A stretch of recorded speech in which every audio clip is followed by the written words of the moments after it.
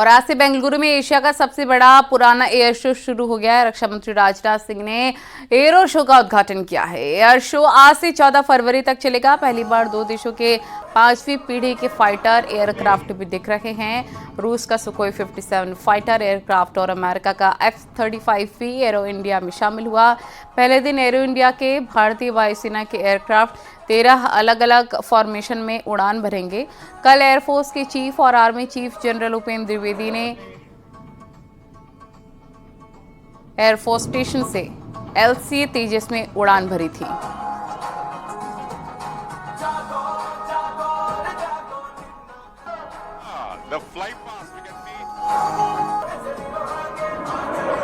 साथियों, शांति कभी भी सुरक्षा की कमजोर स्थिति में हासिल नहीं की जा सकती।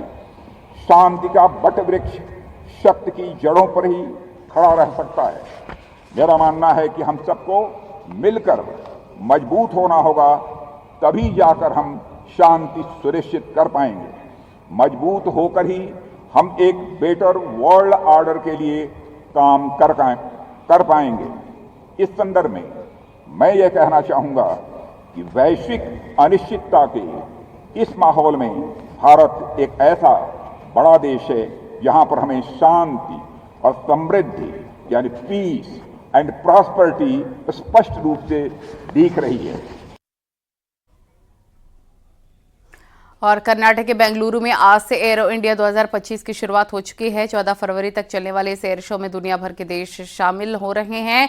खास बात यह है, इस एयर शो के दौरान भारत के एयर चीफ के तेजस के जरिए भी उड़ान भरने की खबर है। और इस दौरान बताया जा रहा है अनेकों पायलट भी देश के आर्मी चीफ उसमें जुड़ रहे हैं।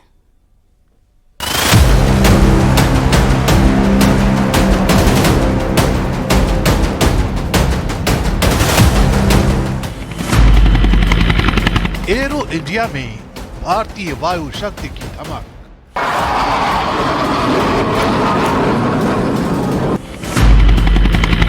आसमान में स्वदेशी तेजस की गूंज।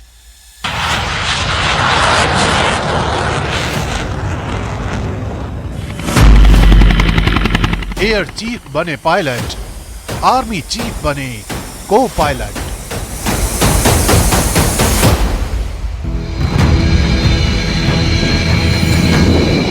ये देश की वायु शक्ति की नुमाइश है।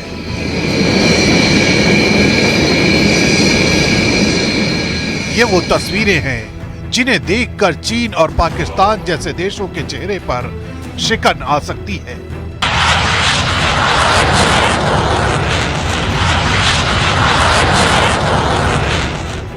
क्योंकि स्वदेशी फाइटर तेजस में भारतीय वायुसेना प्रमुख air chief marshal AP Singh pilot की भूमिका में है, जबकि थल सेना प्रमुख जनरल उपेंद्र द्विवेदी पिछली सीट पर को पायलट की भूमिका में।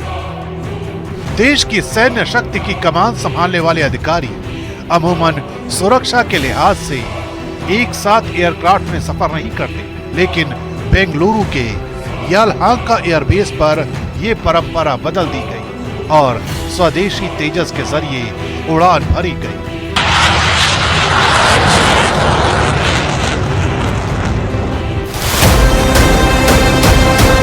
इससे पहले देश के प्रधानमंत्री नरेंद्र मोदी भी तेजस में उड़ान भर चुके हैं।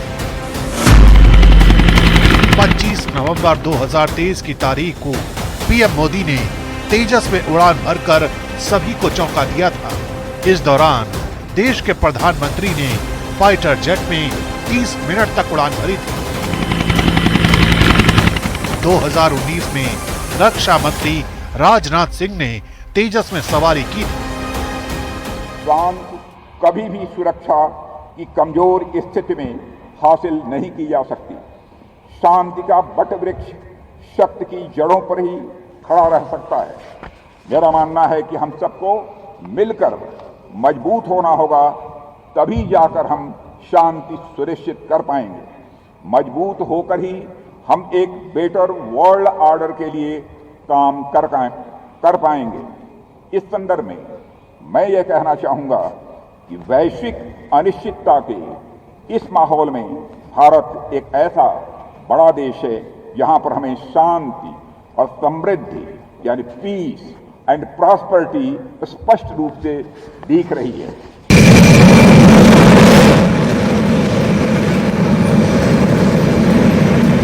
बेंगलुरु के आसमान में एरो इंडिया का ये एयर शो 14 फरवरी तक चलने वाला है। इसमें दुनिया भर के लड़ाकू विमान हिस्सा ले रहे हैं। The runway to a billion opportunities की थीम वाला ये एयर शो एरो इंडिया का 15वां संस्करण है।